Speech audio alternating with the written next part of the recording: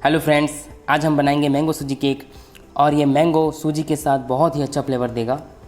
देखिए मैंगो के साथ सूजी का जो मिक्स है वो कितना खिला खिला बनकर केक रेडी हुआ है, ये देखिए आप। तो आइए इस डिलीशियस केक को बनाने के लिए आगे बढ़ते हैं।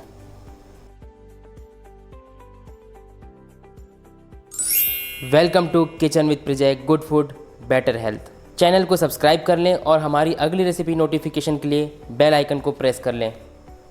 इस डिलीशियस केक को बनाने के लिए हम एक बड़ा मैंगो ले लेते हैं और एक मैंगो जो है वो मीठा होना चाहिए, पका हुआ होना चाहिए। उसे हम रफली चॉप्ड करके एक कटोरी में ले लेते हैं। तो इसे हमने इस तरह से कट कर लिया है और इसे हम एक कटोरी में ले लेते हैं। इसके बाद हम एक स्मॉल साइज़ का मिक्सी का जार ले लेते हैं और इस जार में हम जो हमने मैंगो चॉप्ड करके लिया था उसे हम धीरे धीरे करके इस जार में हम डाल देते हैं। ये देखिए हम जो हमने मैंगो चॉप्ड करके लिया था उसे हम इसमें डाल दिए हैं। इसके बाद हम इसमें हाफ स्मॉल कटोरी चीनी डाल लेते हैं। यहाँ पर मैंगो ऑलरेडी बहुत ही मीठा होता है, बहुत ही टेस्टी होता है, तो हम यहाँ पर जो शक्कर ले रहे हैं, जो हम चीनी ले रहे हैं, वो आप अपने आवश्यकता अनुसार टेस्ट करके ले सकते हैं। अब इस जार का ढक्कन हम बंद कर लेते हैं और इसे मिक्सी में रख देते हैं। ये देखिए हमने मिक्सी में इसे रख दिया है और इसे हम पेस्ट की तरह पीस लेते हैं। इसे हम 30 सेकंड का समय देंगे। 30 सेकंड में हम इसे पीस कर रेडी करेंगे। ये देखिए 30 सेकंड में ये पेस्ट सा बनकर हो गया है। ये देखिए पेस्ट बनकर रेडी हो चुका है, बहुत ही अच्छा पेस्ट बनकर रेडी हुआ है ये। अब चलिए बैटर बनाने के अगले स्टेप में हम आते हैं और इसके लिए हम लेते हैं 1 कप सूजी और ये सूजी हमने मिक्सी के जार में डाल दिया है। और यहाँ पर जो हम सूजी लेंगे उसे हम छान कर लें, क्योंकि हम इसे छानेंगे तो इससे हमारा जो केक बनकर जो रेडी होगा उसका टेक्सचर बहुत ही अच्छा होगा और वो दिखने में भी बहुत अच्छा लगेगा। इसलिए सूजी को छान लें और सूजी में थोड़ा बहुत कचरा रहता भी है तो उसे छानना ज़रूरी है, तो आप उसे ज़रूर छान लें। तो हमने मिक्सी के जार में यहाँ पर हमने 1 कप सूजी ले लिया है। अब इसे इसका ढक्कन हम बंद करके इसे हम मिक्सी में पीसने के लिए रख देते हैं और इसे भी हम 30 सेकंड का समय देंगे। 30 सेकंड में हम इसे पीस कर पाउडर सा फॉर्म बना देंगे। तो यहाँ देखिए सूजी जो है पाउडर का फॉर्म बन चुका है। यहाँ पर ये बात ध्यान देने वाली है कि हम सूजी को पाउडर फॉर्म में इसलिए पीस लेते हैं क्योंकि इससे क्या होता है, बाद में केक में क्रैक नहीं आता है। अब हम एक मिक्सिंग बाउल ले लेते हैं और इस मिक्सिंग बाउल में हम जो सूजी हमने पीस कर रेडी किया है, जो हमारा ग्राइंड हो चुका है, उसे हम इसमें डाल लेते हैं। तो ये देखिए हमने जो पाउडर फॉर्म सूजी को ग्राइंड किया था उसे हम मिक्सिंग बाउल में ले लिए हैं। अब इसमें हम हाफ कप ऑयल डाल लेते हैं। यहाँ पर हमने रिफाइंड ऑयल लिया है। आप इसमें चाहें तो घी और बटर भी यूज़ कर सकते हैं। इसके बाद जो हमने मैंगो और चीनी का पेस्ट बनाया था उसे हम इसमें डाल देते हैं। ये देखिए मैंगो और चीनी का पेस्ट जो हमने बनाया था उसे हम इस डाल लिए हैं और इसे अच्छी तरह से मिक्स कर लेते हैं। इसे जल्दी जल्दी अच्छे से मिक्स कर लेते हैं ताकि इसमें लम्स ना पड़े। इसमें किसी भी तरह का कोई एसेंस यूज़ ना करें, तो ही केक में आपको मैंगो का रियल टेस्ट मिल पाएगा। ऑलरेडी मैंगो बहुत ही ज़्यादा फ्रेगनेंट और खुशबू से भरा हुआ होता है और बहुत ही ज़्यादा टेस्टी होता है। तो यदि एसेंस यूज़ अगर हम करते हैं तो हमें एसेंस का टेस्ट ज़्यादा मिलेगा और मैंगो का टेस्ट कम हो जाएगा। इसलिए हम इसमें एसेंस यूज़ नहीं करें और इसे लगातार चम्मच चलाकर मिक्स करते रहें, जिससे आपके लम्स बिल्कुल भी नहीं पड़ेंगे इसमें।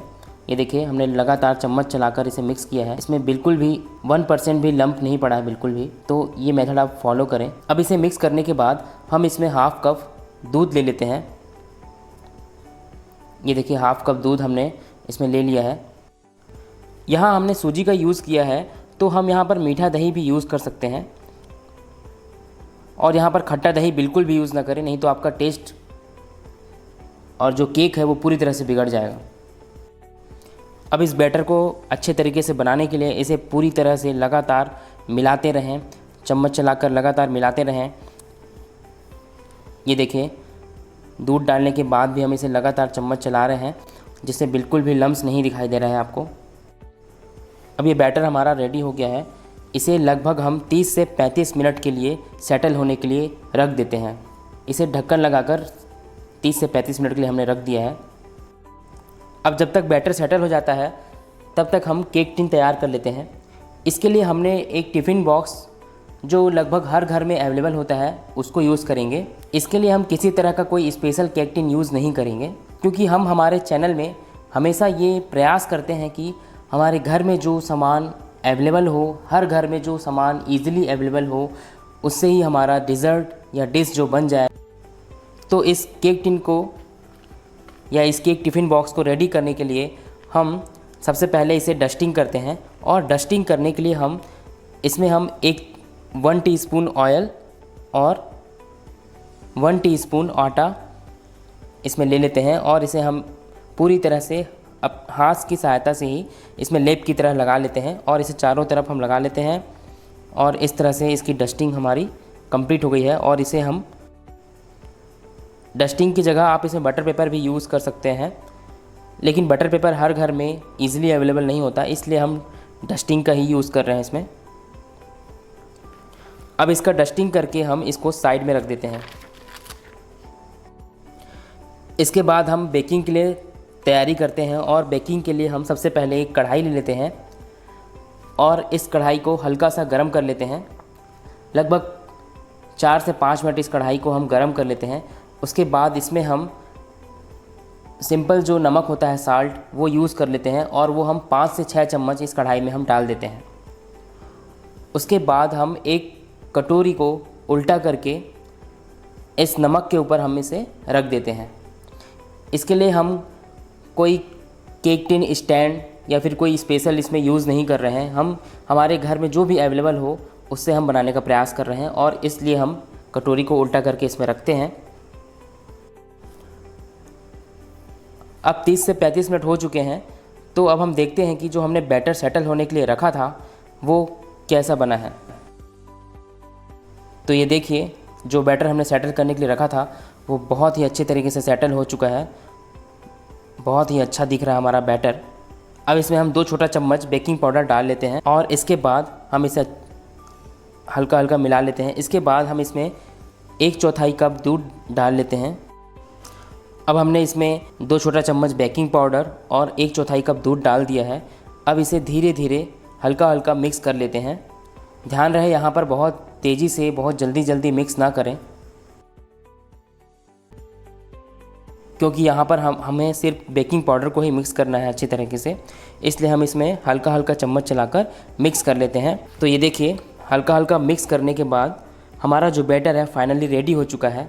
और ये जो बैटर है बिल्कुल फाइन और स्मूथ बना है, इसमें बिल्कुल भी लम्स नहीं है। यदि आप भी इन स्टेप्स को फॉलो करेंगे तो आपका बैटर भी बहुत ही अच्छा बनकर रेडी होगा और उसमें बिल्कुल भी लम्स नहीं पड़ेगा। इसके बाद बैटर को हम टिफ़िन बॉक्स में, जिसे हमने डस्टिंग करके रेडी किया है, उसमें हम डाल लेते हैं। ये देखिए, टिफ़िन बॉक्स में हम बैटर को धीरे धीरे करके डाल देते हैं। देखिए, लेयर बाय लेयर हमें टिफ़िन बॉक्स पे नज़र आ रहा है। बहुत ही अच्छा बैटर रेडी हुआ है। यहाँ पर एक और बात आपको ध्यान रखना है कि हमने जब बेकिंग पाउडर मिक्स किया है उसके तुरंत बाद ही आप जो बैटर है उसको बेकिंग करने के लिए रख दें। इन्हीं छोटी छोटी बातों का ध्यान रखने से केक बहुत खिला खिला और बहुत डिलीशियस बनकर रेडी होगा। अब इसे हम लगभग 40 से 45 मिनट बेक का टाइम देते हैं और इसे 40 से 45 मिनट तक हम बेकिंग करेंगे। और इसमें हम अगर गार्निशिंग करना चाहें तो हमने काजू और बादाम से यहाँ पर गार्निशिंग कर लिया है और इसमें हमने बारीक बारीक काजू और बादाम को लेकर उसमें ऊपर से डाल दिया है। यहाँ पर आप किशमिश भी यूज़ कर सकते हैं, अपने हिसाब से आप यूज़ कर सकते हैं गार्निशिंग के लिए।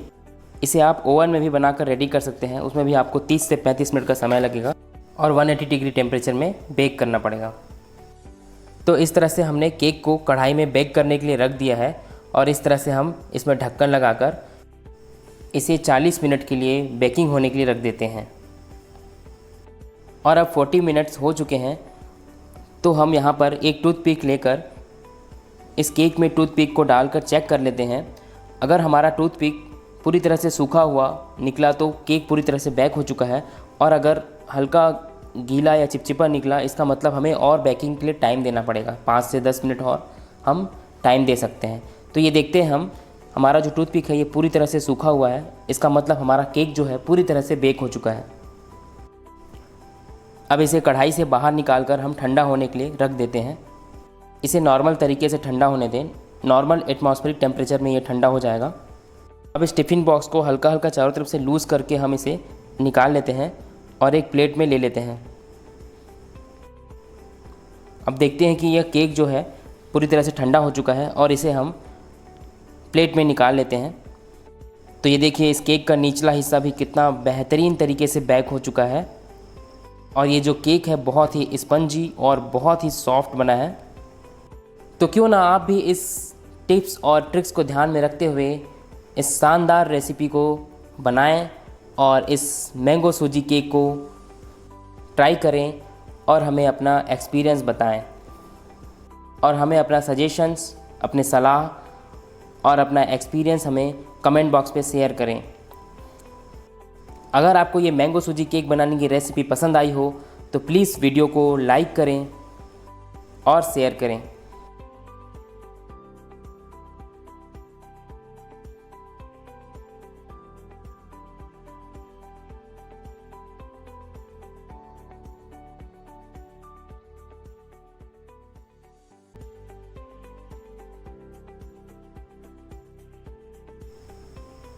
चैनल को सब्सक्राइब कर लें और बेल आइकन प्रेस कर लें और लाइक करना ना भूलें।